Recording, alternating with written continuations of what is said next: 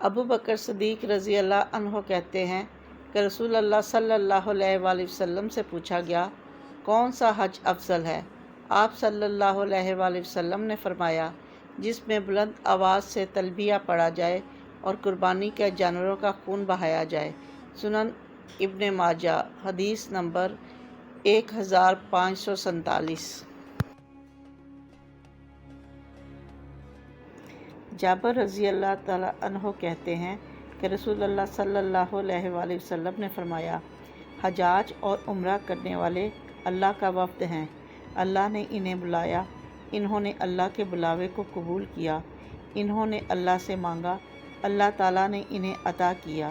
السلسلۃ الصحیحہ، حدیث نمبر 1548۔ عبداللہ بن عمر رضی اللہ تعالیٰ عنہ سے مرفوع مروی ہے کہ 5 جانور ایسے ہیں جنہیں قتل کرنے سے محرم پر کوئی گناہ نہیں: کوا، چیل، چوہیا، بچھو اور پاگل کتا۔ السلسلۃ الصحیحہ، حدیث نمبر 1549۔